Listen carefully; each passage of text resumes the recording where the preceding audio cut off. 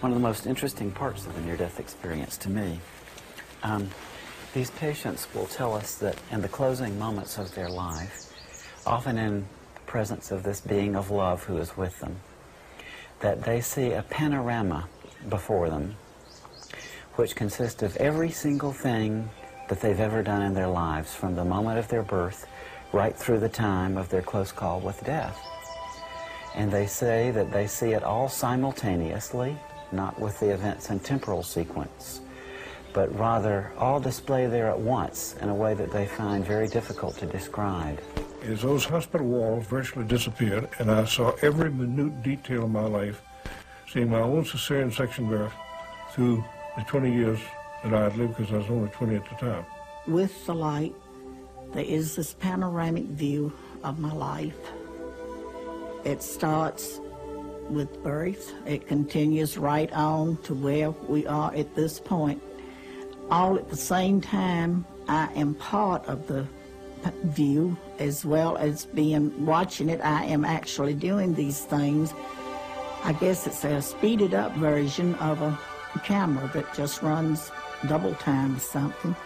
But I actually had the feelings of what was going on as I saw it, and also standing off to the side and being able to look around and look at the different things that went on at different times in my life. I saw all my life, but it's in that dimension which cannot be described. This was holographical view of being inside of your life, and then being as a viewer, participating the play of theater which happening there.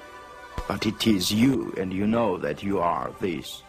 At Disney World, they have this Kodak ride where you sit in this seat and you go, there's this movie that surrounds you, and it makes you feel like you're a part of the action, and you can even get butterflies when there's a big drop or something.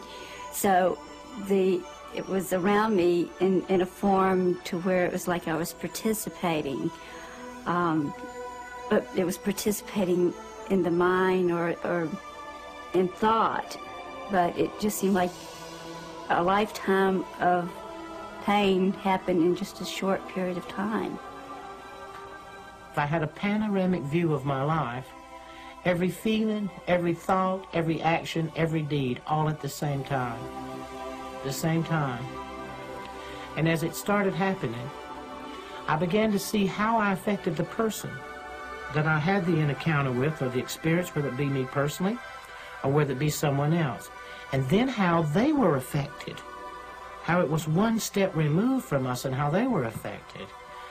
And believe me, there is nothing hidden in your life. If you imagine this panorama of your life as like a still pond, and each action in your life is like a pebble which you flip into that pond. At the point where that pebble impacts on the surface, you see ripples going out. Right. But he said that as these ripples in this panorama impinge on others, then you can see the secondary effects going off from those people in the form of ripples. I see. So I think it illustrates how tied in we all are to one another in this life, how profoundly our actions and our feelings affect others. And of course, in this life review, we're made aware of that in a very profound way. Yeah. And people say, too, that it's not the events in your life that you would necessarily expect which get reviewed. It's not the big accomplishments, but rather the simple acts of kindness, often things that you would even have forgotten. You will see the things that you did out of your heart, helping an old woman, picking a kid up, helping someone, an action that you take uncalculated, unthought, just out of goodness of your heart. These things herald through the universe, not your great accomplishments, not what you achieve or what you think has value. The little things have value.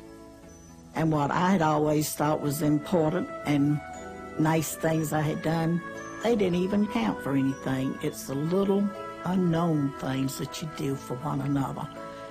And love there is always helping to give others a love and helping hand along the way, and at the same time you're benefiting because you're receiving also. And the question was, what have you done with your life to show me? Well, I'm looking around this panoramic view, and I'm hoping that you'll notice some good things, and of course I'm trying to pick the best thing, and hoping you won't see some rather embarrassing things that happened to me as a teenager. And I thought, well, I was an Eagle Scout. Immediately came back, that glorified you. Again, to answer the second time, what have you done with your life? But this time the emphasis was on to show me. But I understood what he was saying. He was asking me, had I learned to love my fellow human beings the way that he totally accepted and loved me? And when you look at it from a place to review and to be critical of yourself, not to be judged, to be condemned. There is no condemnation in it. There is none. There is nothing but, hey, look at yourself. Look who you really are. And look what you've done. And then give it a value in the eyes of God. The death experience gives you a value of what that love is. That you are so deeply loved and that you yourself so deeply love. You begin to sense a part of yourself greater and far more magnificent than you ever give yourself credit for. Frequently, too, people tell us that this being is also interested in the knowledge that they've acquired in this life. If there is a scene in which one is seeking knowledge by taking a course or attempting to understand something, that this being comments in an almost offhanded sort of way, that even after we die, the process of learning goes on, and that what we learn here we can take with us to the next realm. People say that love primarily, and then in a secondary, almost grace note sort of way, that it seems to be the knowledge and the understanding we acquire. How interesting. After a time in this light, all of these people have to pay a return trip back. And it's very interesting that when they do, after having been in the presence of this being of love and light for a while, they literally don't want to come back. They resist the attempts very often made to send them back. I never wanted to come back. I wouldn't have traded, and I would not trade today. For the few moments that I got to spend on the other side, I wouldn't trade 20 of these lives. And when I had to come back, I came back dragging, kicking, and scratching, because I didn't want to. And I'm told then, are you ready to go back? No, I want to go on to the City of Light. No, don't you want to go back? And I could hear my daughter and look back and see her and my husband. They were saying, bye, don't go, come back to us. Mama, I need you. Mom, come back. And they asked me again, are you ready to go? I said, no, but it seems that my daughter needs me, so I must go back. I really had no reason to go back except that I can remember my mother. And I know that I'd put her through a lot. I was a very accident-prone kid. And she used to say, if you ever die before I do, I'll never forgive you. My mother was so adamant about me not dying before she did. I think that's what first came into my mind. We are alive because of love.